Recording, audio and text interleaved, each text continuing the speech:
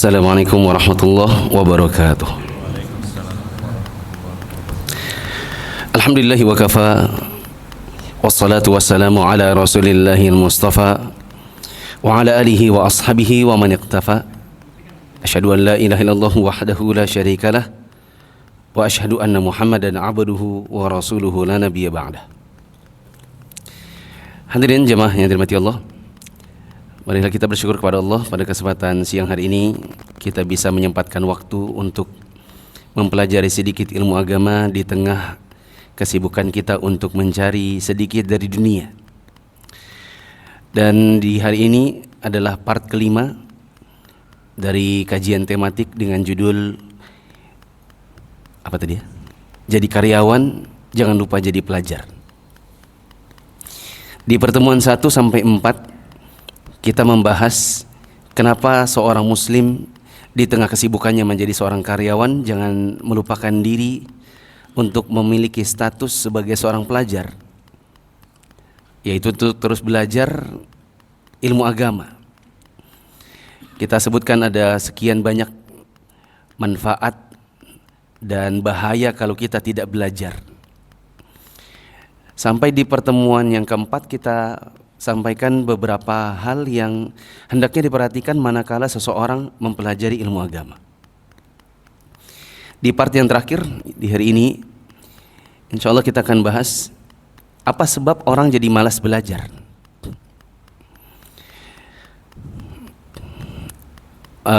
Malas belajar ini salah satu dari cabang malas ibadah. Karena kan belajar ilmu agama itu bagian dari ibadah. Pertama, orang itu jadi malas belajar. Pertama karena memang tidak tahu keutamaan belajar agama.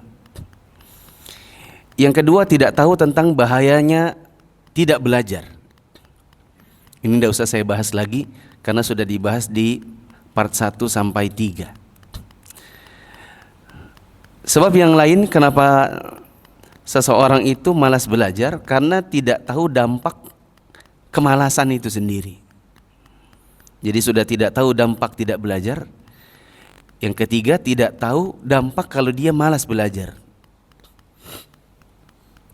Di antara dampak dari seseorang malas belajar agama, satu, omset pahalanya berkurang. Padahal mempelajari ilmu agama ini bagian dari ibadah yang besar pahalanya. Yang kedua, bahaya dari malas belajar adalah hati jadi keras. Orang yang tidak mempelajari ilmu agama biasanya sulit untuk dinasihati, untuk mendapatkan kebaikan, diberitahu tentang kebenaran, itu jadi sulit karena tidak belajar. Yang ketiga, khawatirnya dia jatuh dalam banyak kemaksiatan karena kemalasan. Yang keempat, terhenti pertumbuhan ilmu. Ilmu tidak berkembang. Makanya ada sebagian orang itu bahkan di usia pensiun, masalah-masalah dasar dalam agama pun bahkan tidak tahu.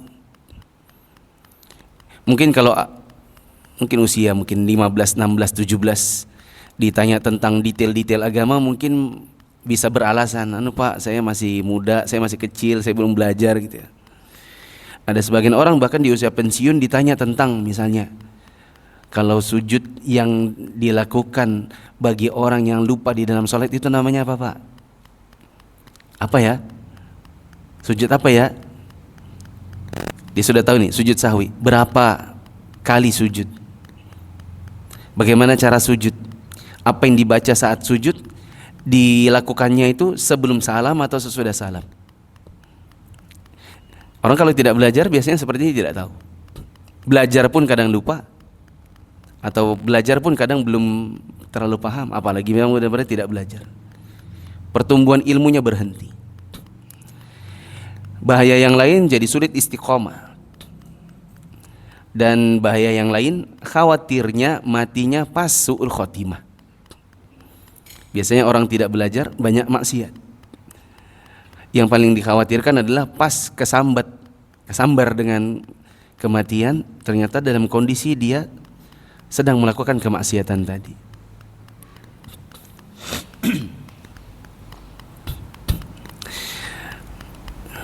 Apa sebab yang lain? Jadi sudah 3. Di antara sebab orang malas belajar adalah karena niat yang keliru. Niatnya belum benar-benar karena Allah. Misal ada orang belajar karena ya sekedar waktu luang, pas ada lagi waktunya aja, atau karena dia merasa bagian itu memang kewajiban, seperti orang menuntut ilmu di Jumatan. Kita dengan khutbah itu kan menuntut ilmu ya, tapi kita datang bukan karena ilmunya. Kebanyakan dari kita belajar menuntut ilmu, mendengarkan khutbah itu dikarenakan faktor Jumatannya. Kita tahu itu adalah kewajiban kita sebagai laki-laki. Ya, apa kabarnya perempuan kalau begitu? Kalau seandainya belajarnya hanya karena faktor Jumatan. Mungkin di siang hari ini ada yang duduk karena kebetulan lewat, mungkin bisa jadi. Atau ada yang aku lagi pengen dengerin aja lah, lagi nggak ngantuk. Berarti kalau pas lagi ngantuk, malas dengerin, mendingan tidur, pergi tidur. Akhirnya belajar itu memang ternyata butuh niat khusus, menyempatkan waktu, bukan kalau nunggu ada waktu sempat. Sebagian orang yang belajar karena pertemanan, kalau teman pergi dia pergi, kalau enggak ya enggak. Sebagian orang ada yang belajar karena cari suara, maksudnya duduk ikut mendengarkan di posisi yang bisa kelihatan, karena targetnya adalah suara dalam pemilu misalnya. Saya dulu pernah tahun 2009, karena itu kan masa pemilu ya, 2009. Lagi ngisi pengajian, ya, terus diberitahukan oleh pengurus pengajian, hari ini Pak Ustadz jam 2 hanya sampai jam 3. Padahal biasanya sampai jam 4 sore. Kenapa Bu? Soalnya nanti dari jam 3 sampai jam 4 mau ada kampanye. Siapa yang kampanye? Itu ibu-ibu yang itu. Jadi ini pengajian khusus muslimah Jumat. Di belakang sudah ngantri beberapa caleg. Jadi datang duduk bukan mendengarkan pengajian. Ya, targetnya adalah ingin mencari suara di majelisnya. Kebetulan majelis itu majelis yang cukup besar. Jadi orang datang duduk adalah setelah ini mau kampanye. Maka saya bilang maaf, kalau waktu saya diambil ini bukan tergantung panitianya. Waktu saya diambil harus tergantung saya izinkan berapa lama. Ya. Jadi gimana Pak Ustadz? Ibu-ibunya datang sendiri? Oh enggak, ada ketua KPU. Ketua KPU izin dulu sama saya. Nanti saya yang kasih waktu. Maka saya kasih waktu tapi cuma 15 menit. Per orang, kampanye nggak boleh lama-lama, nggak boleh 1 jam. Ibu-ibu juga pasti kan bete ngeliatin orang kampanye sejam. Ya. Apalagi bukan konstituennya, itu cuma orang didatangin. Ya, saya nggak mau waktu saya diambil. Saya hanya kasih waktu habis asar, 3:30 maksimal sampai jam 4. Artinya karena apa? Karena ini waktunya orang belajar agama, bukan waktunya orang cari suara. Nah, termasuk diantara yang bikin orang malas belajar adalah ada maksiat yang rutin. Mungkin itu kurang disadari, makanya dia di sebuah rutinitas. Tapi yang jelas maksiat itu bertentangan dengan kegiatan belajar agama. Ibarat minyak sama air. Mungkin bisa disatukan minyak sama air. Pakai apa? Pakai sabun. Mungkin ada orang bisa menggabungkan antara maksiat dengan belajar agama, tapi dia nature-nya seharusnya dia tidak bergabung. Maksiat sama ilmu. Sebagaimana yang dikatakan oleh Imam Asy-Syafi'i, karena suatu hari beliau merasa kehilangan sebagian hafalan ayatnya. Karena beliau melewati sebuah pasar, di situ ada seorang perempuan yang tersingkap atau tersibak pakaiannya oleh angin. menyebabkan betisnya kelihatan dan Imam Syafi'i nggak sengaja melihatnya. Maka dia merasa ada hafalannya yang berkurang, dia pun datang kepada gurunya yang bernama Al-Imam Al-Waqi' Ibnu Jarrah. Maka Imam Waqi' mengatakan, innal ilma nurun wa nurullahi la yu'ta lil 'asi. Kata Imam Syafi'i, saya mengadu kepada guru saya Waqi' Ibnu Jarrah tentang buruknya hafalan saya. Maka beliau mengatakan kepada saya agar saya meninggalkan kemaksiatan dikarenakan ilmu itu cahaya. Dan cahaya Allah tidak akan diberikan kepada orang-orang yang bermaksiat. Maka nature-nya maksiat sama ilmu agama memang dia tabrakan, bertolak belakang. Apa contohnya? Misal kemaksiatan yang biasa dilakukan sebagian orang yang bikin malas belajar, punya maksiat rutinitas nonton film yang film-film di situ jelas isinya maksiat. Ada adegan pelukan, ada adegan ciuman, ada adegan ranjang. Masuknya harus ke ruang gelap bernama bioskop bersama pasangan. Keluar dalam kondisi setelah ini dan itu. Orang yang seperti ini biasanya akan malas belajar. Soalnya maksiatnya asyik. Dan keasyikan ini nggak bisa diobati kalau dia pergi ke majelis ilmu, dia akan malu sama diri sendiri. Kadang maksiat, kadang ke ilmu, kadang maksiat, kadang ilmu. Meskipun ada juga seperti itu. Ada juga orang yang punya rutinitas belajar agama, tapi maksiat tetap jalan. Orang bilang apa? Apa? Hah? STMJ. Oh, sholat terus, maksiat jalan. Ya. Ibadah jalan, maksiat jalan, dua-duanya jalan. Di satu sisi wajahnya begini, di satu sisi wajahnya berbeda lagi. Ya. Termasuk kemaksiatan yang menghalangi orang dari belajar adalah makan harta haram. Ini nanti insya Allah di hari Selasa besok saya ada kajian di Cafe Saro namanya, dengan judul pengaruh harta haram dalam kehidupan. Mungkin nanti kapan-kapan dibawa di sini. Di antara pengaruh orang makan harta haram adalah menimbulkan kemalasan dalam ibadah. Dia sangat berpengaruh terhadap kekhusyuan orang dalam sholat bahkan. Ya. Dulu ada imam di Masjidil Haram. Saya baca ini di bukunya Ustaz Sofyan Baswedan, Ibunda Para Ulama. Ada imam Masjidil Haram yang gagap kalau bicara. Suatu hari dia bilang sama murid-muridnya, kalian tahu kenapa saya gagap? Mungkin ini dikarenakan lidah saya pernah memakan yang bukan haknya. Lalu dia bercerita bahwa dulu waktu masih kecil dia pernah dicekoki oleh mamanya susu yang belum minta izin sama yang punya. Mamanya bukan maling susu. Mamanya cuma melihat ada seember susu yang susunya ini daripada sayang jatuh ke tanah. Paham ya? Di pinggir-pinggir bibir, daripada jatuh ke tanah, dicoleklah pakai jari telunjuk lalu dicocol ke lidah saya. Mungkin ini adalah dampak dari pernah minum susu setetes, dua tetes yang tidak minta izin sama yang punya. Ya. Makan harta haram itu bisa berdampak besar pada pengaruh terhadap semangat dalam ibadah, termasuk juga menuntut ilmu. Apa saja harta haram, bagaimana pengelompokannya, nanti insya Allah kapan-kapan, mungkin di pertemuan yang akan datang. Berikutnya, termasuk diantara yang bisa menghilangkan semangat belajar adalah karena lagi banyak syahwat merah jambu.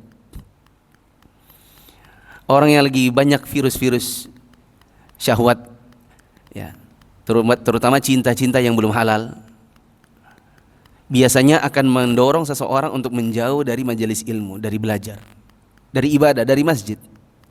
Biasanya, misalnya jatuh ke dalam fitnah lawan jenis, entah laki-laki ke perempuan, entah perempuan ke laki-laki. Di sini saya banyak cerita, tapi takut membuat lama. Saya coba pilih-pilih saja ceritanya yang cepat aja ceritanya. Ini ada seorang muadzin, singkat kata aja ya. Muadzin ini kalau di zaman dulu kan bolak-balik naik tower, ya, alias menara di sisi masjid buat azan. Kalau zaman sekarang kan tidak perlu lagi naik tower, karena di atas tower ada toaknya. Waktu zaman dulu ada yang suka naik tower, ada muadzin ini dari tower melihat seorang perempuan. Jadi dulunya niatnya azan, belakangan niatnya combo. Niatnya jadi double. Yaitu azan sekaligus lihat perempuan. Bolak-balik, sering lihat perempuan, lama-lama jatuh hati, singkat kata mendekati, PDKT, ngajak nikah, ternyata perempuan ini wanita Nasrani. Akhirnya demi cinta dia murtad. Dan kumbang belum sempat menghisap madunya, timba belum sempat masuk sumurnya, kepleset mati. Maksudnya dia mati dalam kondisi murtad sebelum dia menyetubui perempuan yang dinikahinya. Ini gara-gara fitnah lawan jenis, orang mati murtad. Murtad saja bisa, apalagi cuma maksiat. Ini untuk maksiat kita nggak bilang cuma juga ya, seolah-olah nanti meremehkan.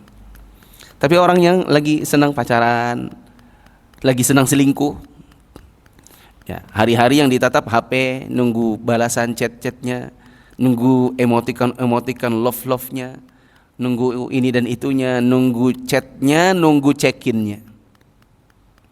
Apalagi orang-orang berduit. Berapalah harga semalam? Yang penting bisa menikmati cinta sesaat, dari perselingkuhan atau dari pacaran. Akhirnya kalau kayak gini-gini udah malas belajar, ya. Kayak gini-gini biasanya udah malas sholat. Sholat sudah nggak khusyuk lagi sudah. Di kepala itu isinya adalah maksiat plus kalau perselingkuhan itu rasa takut. Karena perselingkuhan biasanya akan diselimuti dengan rasa takut. Takut apa? Takut ketahuan. Dipergoki istri sah. Di antara yang juga bisa menghilangkan semangat belajar, lupa bahwa kita ini dibayar. Bapak-bapak, ibu-ibu, mungkin ada ibu-ibu. Kita ini duduk di sini, ini lagi dibayar. Bapak-bapak kalau kerja di kantor, flu gitu, ringan, sakit-sakit kepala pusing sedikit, ya, itu biasanya nggak mungkin nggak kantor, betul? Ya, nggak mungkin nggak ke kantor. Pasti tetap kantor. Sakit gigi dikit, pasti tetap kantor. Kenapa ke kantor? Jawabannya karena ada dibayar. Coba volunteer. Volunteer mah terserah aja mau datang nggak datang. Tapi karena kita dibayar, makanya kita datang. Kita merasa ada tanggung jawab. Nah, kita duduk ini sebenarnya kita dibayar. Siapa yang bayar? Allah. Dibayar pakai apa? Dibayar pakai pahala, sama jaminan peluang masuk surga lebih besar. Saya nggak bilang jaminan surga, tapi jaminan bahwa peluang untuk masuk surga semakin bertambah. Karena Nabi SAW yang bilang, man salaka tariqan yaltamisu fihi ilman, sahalallahu lahu bihi tariqan ila jannah. Siapa yang mencari ilmu agama, Allah mudahkan jalannya masuk surga. Allah nggak bilang pastikan masuk surga, tapi dia mudahkan. Karena dengan belajar agama dia semakin tahu bagaimana cara masuk surga. Termasuk diantara bahayanya orang tidak belajar itu kan semakin tidak tahu jalan ke surga. Yang dia tahu ini jalan hidup, malah di situ ujungnya neraka dalam kondisi dia tidak tahu. Ya. Saya pernah ke Jogja. Sampai di satu gang tulisannya jalan buntu, jangan percaya Google Map. Gitu. Tapi di Google Map jalan itu masih ada lanjutannya. Ya. Saya mau ke pesantren Hamalatul Quran. Jalan buntu, jangan percaya Google Map. Sepertinya saya bukan orang pertama yang ke situ lewat jalan itu. Makanya ada papannya, jalan buntu, jangan percaya Google Map. Saya bilang Google Map kan canggih, mungkin ini papan kapan. Maka saya masuk dan betul-betul buntu. Saya putar balik dan susah putar baliknya. Ya, harus masuk rumahnya, gang rumahnya orang. Kan kita masuk ke dalam parkirannya orang kan rasanya nggak enak gitu. Tapi mau kemana lagi, harus kayak gini-gini, atret, dan akhirnya keluar. Benar-benar tidak percaya Google Maps seharusnya. Maksudnya, sebenarnya agama ini kan jangan ke sana, sana itu neraka. Tapi ada orang bilang, masa sih? Dia masuk ke sana dan betul-betul masuk neraka. Dia pikir itu jalan lurus. Padahal di sana buntunya ke neraka. Ujungnya. Orang kalau tidak belajar, biasanya nggak tahu itu jalannya jalan yang keliru. Sudah nyoba baru balik. Nah, tapi kan baliknya ya kalau selamat. Jamaah dirahmati Allah, di antara yang juga bisa menghilangkan yang membuat kita jadi lemah semangat belajar, ya, selain karena lupa dibayar, mungkin karena merasa diri gelas penuh.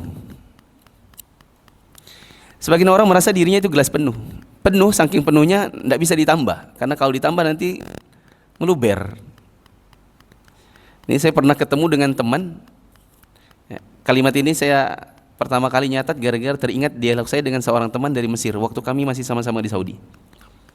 Teman akrab, besti, dalam kebaikan tapi masih di masjid. Lama-lama saya, ayo kita ke kajian yuk. Syekh Syastri, Syekh Fauzan. Awalnya ayo, lama-lama kok susah diajak, lama-lama memang sulit. Ya.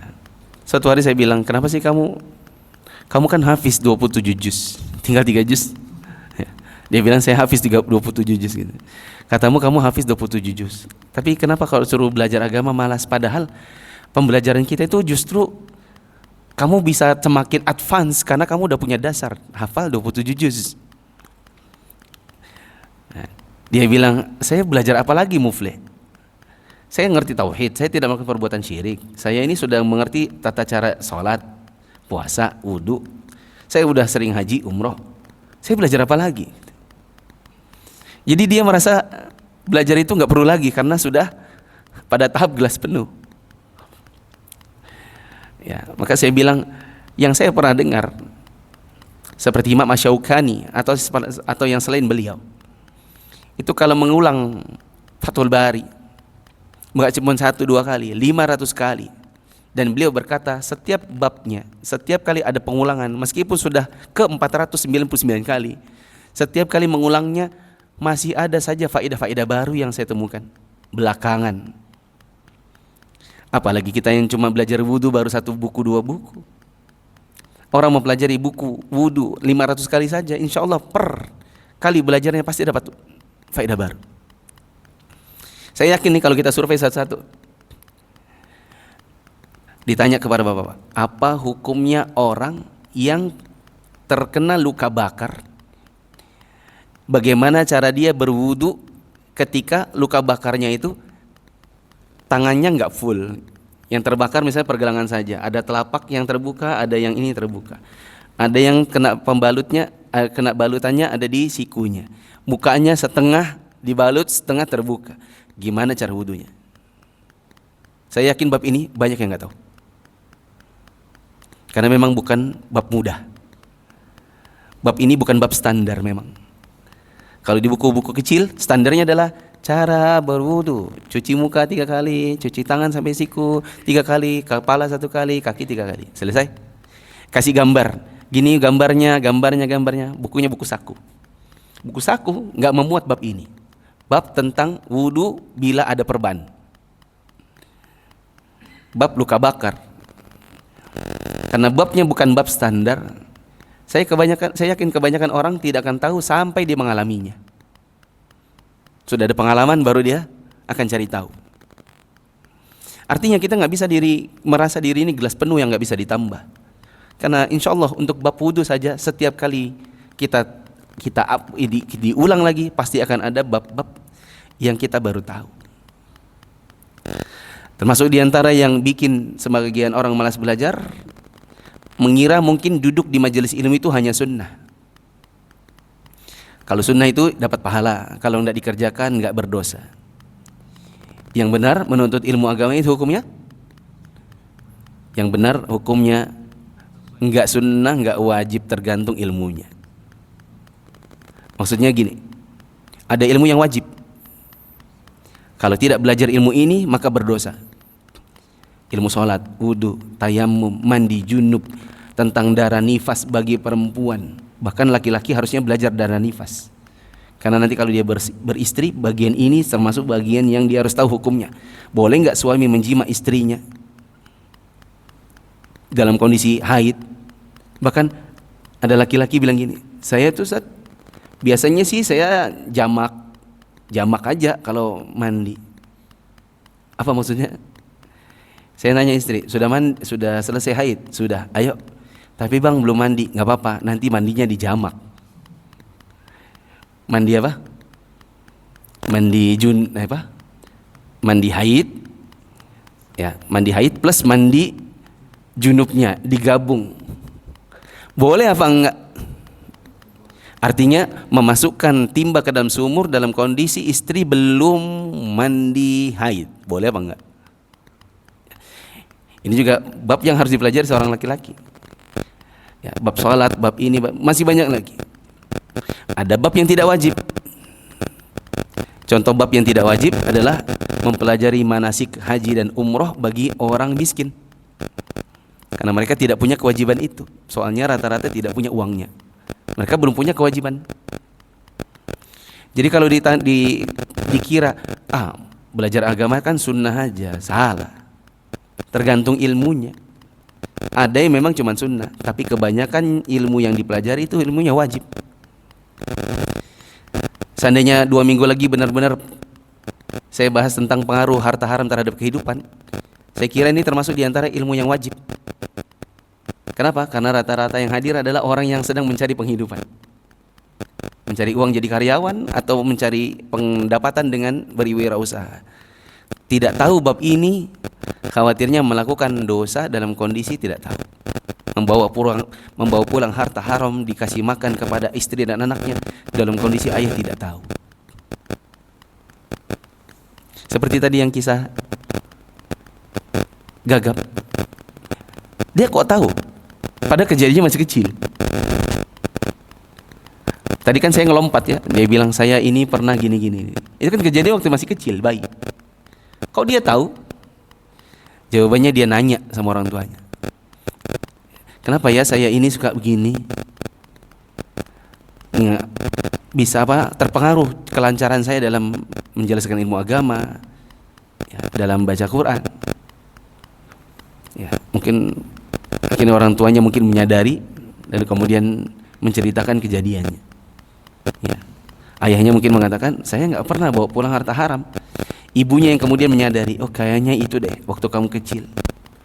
Mama pernah dititipi susu, sayang sama tetesannya, mama ambil aja gini, dicocol ke lidahmu. Termasuk diantara yang bikin orang malas belajar adalah karena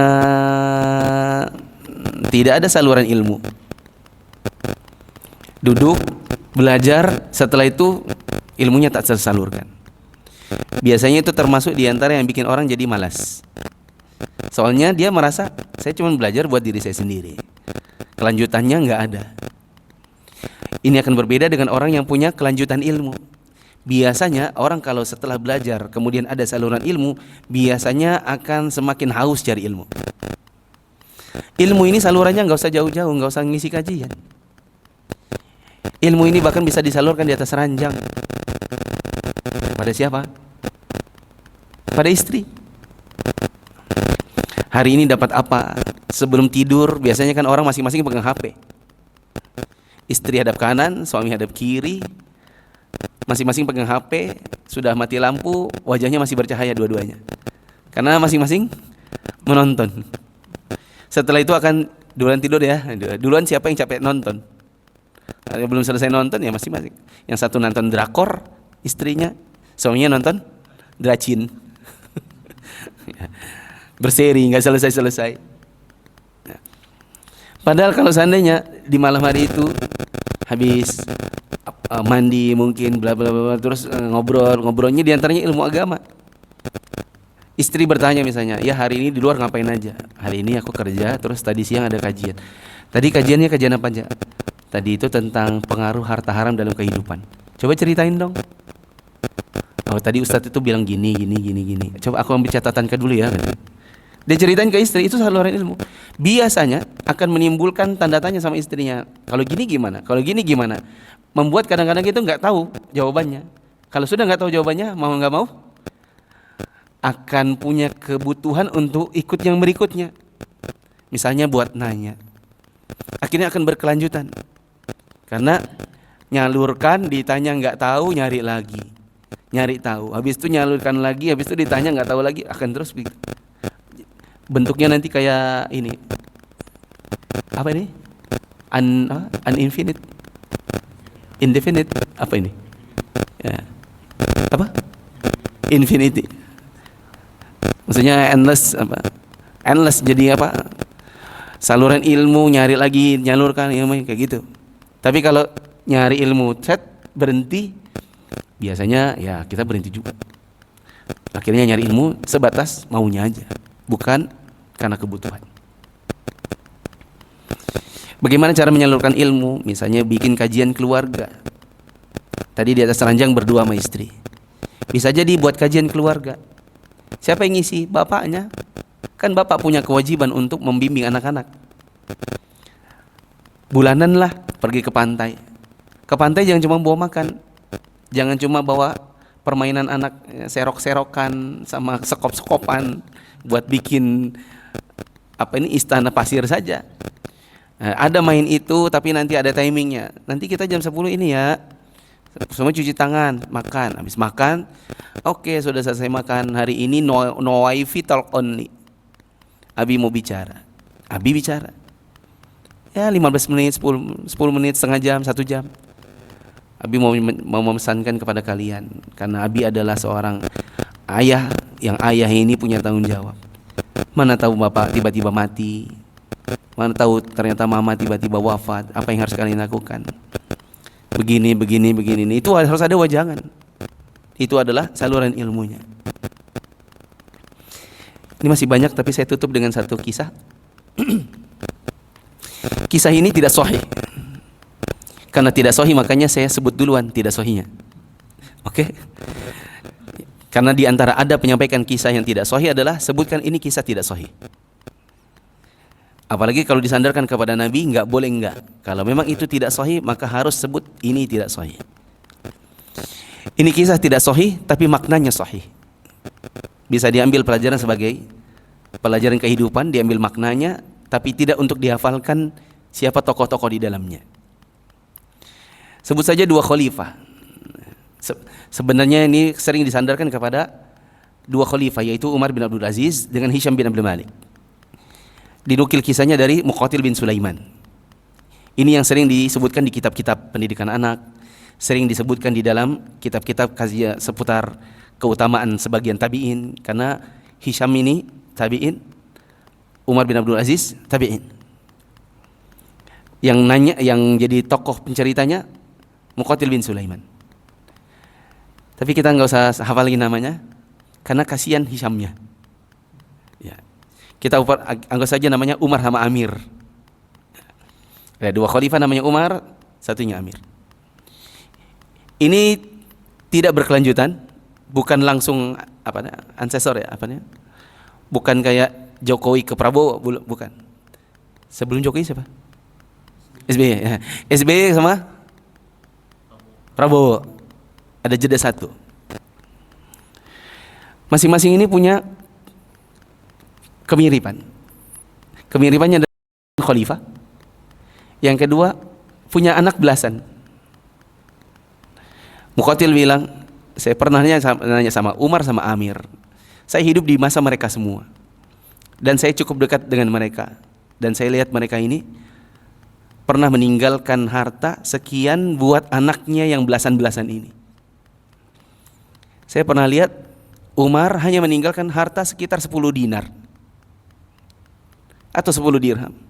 Berbeda dengan Amir yang dia meninggalkan harta bahkan sampai 1 juta dinar. Berlalu masa, setelah wafat ayah-ayahnya mereka, ini masing-masing tumbuh anak-anaknya. Saya lihat anak-anaknya Umar menjadi donatur-donatur jihad. suka ngasih kuda, pokoknya jadi donatur alias jadi kaya raya. Sedangkan anak-anaknya si Amir rata-rata atau beberapa dari mereka menjadi peminta-minta di pasar. Padahal ini mantan anak khalifah. Kalau biasanya kan anak khalifah jadi khalifah, ya kan? Ya. Saya pernah nanya sama mereka, apa yang kalian tinggalkan buat anak-anak kalian? Dua-duanya. Amir bilang, saya tinggalkan 1 juta dinar. Insya Allah mereka bisa bikin usaha. Sedangkan saya nanya sama Umar, dia bilang, saya tinggalkan untuk mereka ketakwaan. Karena saya didik anak-anak saya, yang saya tinggalkan buat mereka adalah ketakwaan. Biar nanti Allah yang urusi mereka dengan ketakwaannya. Maka saya lihat yang satu jadi yang diurusi dengan ketakwaan, maka menjadi anak orang-orang yang tumbuh dewasa justru jadi donatur perang. Sedangkan yang satu ditinggalkan uang, hanya jadi peminta-minta di pasar. Ini menunjukkan kepada kita pendidikan kepada anak, nanamkannya dengan menyalurkan ilmu agama. Ini bekal untuk mereka tua dan bekal untuk kita menghadap Allah Azza wa Jalla. Dan ini gak bisa dilakukan kecuali bagi orang yang semangat belajar. Wallahu a'lam bishawab. Masih ada sedikit waktu untuk siapa tahu ada yang mau bertanya. Ada yang bertanya? Enggak ada. Demikian. Subhanakallahumma wa bihamdika asyhadu an la ilaha illa anta astaghfiruka wa atubu ilaik. Assalamualaikum warahmatullahi wabarakatuh.